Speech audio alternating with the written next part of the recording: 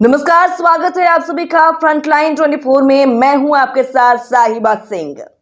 चौथे चरण के सभी 5 लोकसभा सीट एनडीए गठबंधन के लिए चुनौती भरा है। मोदी, नीतीश और चिराग तीनों के लिए अपना अपना गढ़ बचाना मुश्किल दिख रहा है। जिस तरह की लड़ाई इन 5 लोकसभा क्षेत्र में फंसता हुआ दिख रहा है, कहना आसान नहीं है कि कौन बाजी मार ले जाएंगे। सभी 5 सीटों पर एनडीए की प्रतिष्ठा दांव पर लगी है। आज हम बात कर रहे हैं समस्तीपुर लोकसभा क्षेत्र की। समस्तीपुर लोकसभा क्षेत्र में 2 युवा प्रत्याशी एनडीए से सांभवी चौधरी और महागठबंधन से सन्नी हजारी के बीच कांटे का मुकाबला है। हमारी टीम समस्तीपुर लोकसभा क्षेत्र के कुशेश्वर स्थान, कल्याणपुर, समस्तीपुर और रोसड़ा विधानसभा क्षेत्र के विभिन्न हिस्सों का दौरा की। क्षेत्रीय भ्रमण के दौरान जो हमने देखा, इससे यही लगा कि मंत्री अशोक चौधरी की पुत्री एनडीए प्रत्याशी सांभवी संकट में है। लड़ाई कांटे की जरूर है, लेकिन यहां स्थानीय बनाम बाहरी मुद्दा जोर पकड़ लिया है। कांग्रेस प्रत्याशी सन्नी हजारी मंत्री महेश्वर हजारी के पुत्र हैं। सांभवी जहां बाहर की हैं, तो सन्नी स्थानीय प्रत्याशी हैं। नीतीश कुमार मंत्रिमंडल के दोनों, अशोक चौधरी और महेश्वर हजारी मंत्री हैं, लेकिन समस्तीपुर में दोनों का राह अलग अलग है।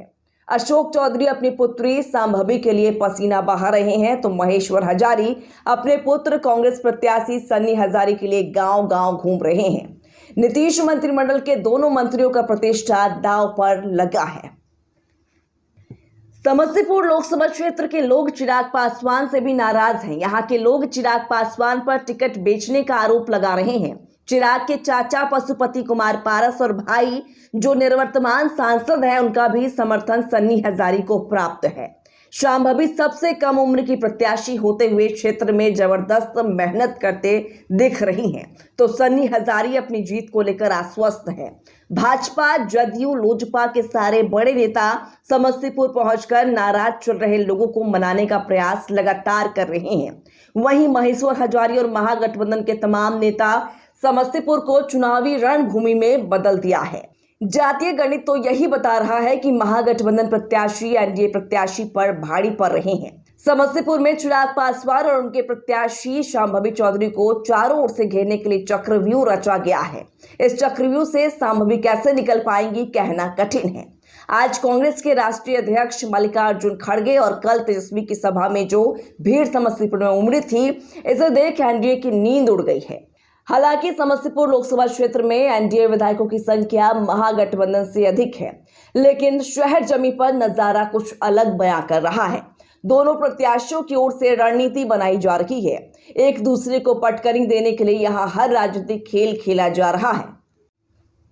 रामविलास पासवान का नाम लोग समस्तीपुर में आदर के साथ ले रहे हैं, लेकिन चिराग से खासे नाराज दिख रहे हैं।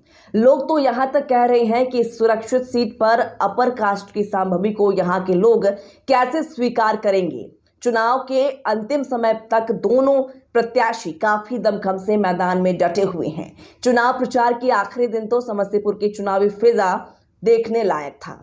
एनडीए और इंडिया गठबंधन के बड़े बड़े नेता समस्तीपुर पहुंचकर आम जनों के बीच खूब हुंकार भरी। मतदान के कुछ घंटे बचे हैं। दोनों कैबिनेट मंत्री के साथ इनके पुत्र और पुत्री का भविष्य अगले कुछ घंटों में समस्तीपुर के मतदाता तय करने वाले हैं। चिराग की प्रतिष्ठा भी दांव पर लगी है, तो तेजस्वी और कांग्रेस जीत के प्रति आश्वस्त दिख रहे हैं।